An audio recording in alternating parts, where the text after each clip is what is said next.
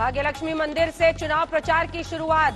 हैदराबाद को भाग्यनगर बना देने का वादा ये था। और आपने सुना भी, हिंदू हृदय सम्राट नरेंद्र मोदी का जिक्र वहां पर तेजस्वी सूर्या सांसद बीजेपी के कर रहे थे। कुल मिलाकर हैदराबाद के ये म्यूनिसिपल चुनाव की इतनी बड़ी कवरेज आप इसीलिए देख रहे हैं क्योंकि ये गढ़ बन गया है ध्रुवीकरण की राजनीति। और जो रुझान है इस वक्त के वो आपके सामने टेलीविजन स्क्रीन पर हम दिखा रहे हैं ग्राफिक्स के जरिए। 88 सीटों पर अभी तक बीजेपी को बढ़त दिख रही है। 139 रुझान 150 सीटों में से आ चुके हैं। टीआरएस को 33 सीटों पर बढ़त है, जो पिछली बार लगभग 99 सीटों पर जीत चुकी थी। एआईएमआईएम 44 सीटें पिछली बार जीतने वाली पार्टी, इस बार 17 सीटों पर बढ़त है। और कांग्रेस को केवल 1 सीट पर अभी तक बढ़त दिख रही है, अन्यों का खाता नहीं खुला।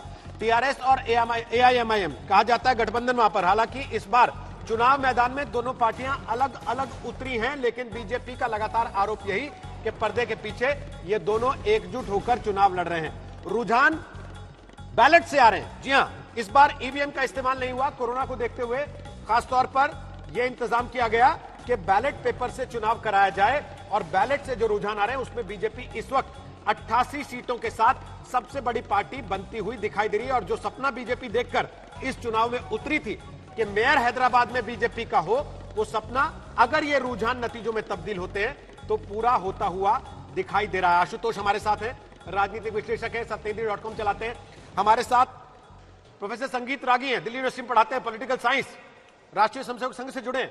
हमारे साथ संजय कुमार हैं, सेफोलॉजिस्ट हैं, जाने माने, अक्सर आप उनको आज तक पर देखते सुनते हैं। हमारे साथ संबित पात्रा इस वक्त आ रहे हैं, वो बीजेपी के नेता और प्रवक्ता हैं। इसके साथ ही और मेहमान जैसे जैसे जुड़ेंगे हम आपका उनसे परिचय कराते चलेंगे। चित्रा त्रिपाठी हैदराबाद में मौजूद है और आशुतोष मिश्रा हमारे सहयोगी हैदराबाद में इस समय लाइव हमारे साथ मौजूद हैं। आइए आपको सीधे लिए चलते हैं इस वक्त डॉक्टर पात्रा के पास। डॉक्टर पात्रा, अभी तक के रुझान तो अच्छे संकेत दे रहे हैं, लेकिन लड्डू और मिठाई में थोड़ा सा इंतजार करना होगा। सवाल यह है कि हैदराबाद के इस चुनाव के जरिए क्या हासिल करना चाह रही है भारतीय जनता पार्टी की आप लोगों ने इस तरह की ताकत झोंकी है म्यूनिसिपल चुनाव में?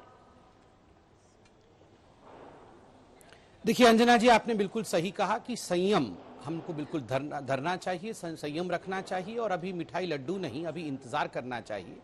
मगर जिस प्रकार के रुझान दिख रहे हैं ये अपने आप में बहुत बड़ा संदेश देता है। आप देखिए पूरे तेलंगाना की, मैं केवल हैदराबाद का नहीं कहता हूं, तेलंगाना के भाग्य का उदय भाग्यनगर से ही होगा, ये आज इंगित हो रहा है। दुब्बक में जो बाइपोल हुए थे उसके जो नतीजे आए थे, याद करिए दुब्बक गढ़ होता है केसीआर का, केसीआर जी का होम कॉन्स्टिट्यूएंसी है। अब जब बाइपोल हुए थे बिहार के चुनाव के समय, दुब्बक में जो जीत हासिल हुई उसने हमारे मनोबल को बहुत ऊपर किया है। उसके बाद ये ग्रेटर हैदराबाद म्युनिसिपल काउंसिल के इलेक्शन में, कॉर्पोरेशन के इलेक्शन में जिस प्रकार हम आगे बढ़ रहे हैं, 2023 में असेंबली के जो चुनाव आने वाले हैं, आज ये बिगुल, ये जो आज शुरुआत हुई है उसका अंजाम क्या होने वाला है, आज मैं ये आपके सामने ऐलान करना चाहता हूं कि 2023 में बीजेपी की सरकार तेलंगाना में बनेगी। कर्नाटक के अलावा हम तेलंगाना में भी अपना सरकार बनाएंगे, ये एक बहुत बड़ा संदेश है। ठीक है, दूसरा बहुत बड़ा संदेश 2023 के विधानसभा चुनाव पर आपकी नजर है डॉक्टर साहब, वो समझ में आ रहा है, लेकिन सवाल यही है कि ओवैसी का बॉक्सिंग रिंग चूज करके आपने एक बहुत ही ऐसी फील्ड को चूज किया है जहां पर आपको लग रहा है कि एक दूसरे के पूरक हैं आप, जब बात धार्मिक पहचान की राजनीति की होती है। देखिए अंजना जी, इसमें कौन किसका पूरक है मैं समझाता हूं, और जो लोकल राजनीति वहां समझते हैं, आशुतोष जी भी थे जब मैं वहां गया था, वो आपको बता पाएंगे।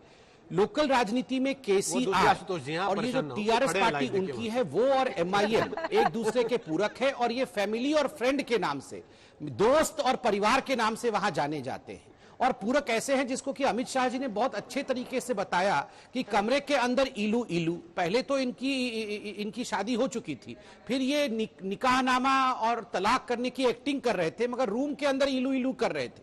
अब देखिए यहां पर मेयर चुनने का जो प्रोसेस होता है ये एक इलेक्टोरल कॉलेज का प्रोसेस होता है, अर्थात एमएलए एमपी सब वोट करेंगे।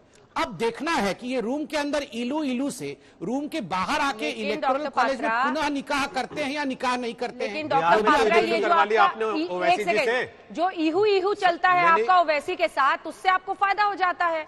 जो आई हेट यू करते रहते हैं आप लोग पब्लिकली, उससे आपको फायदा हो जाता है। तो कौन कहता है इनको ये अपना गठबंधन ना करे ना? हमने कहा था केसीआर जी को और टीआरएस को कि ये गठबंधन करे, एमआईएम से। 10 सालों तक हमने कहा था मेरा सवाल कांग्रेस कुछ और पार्टी है। से कि वो गठबंधन में रहे एमआईएम के साथ।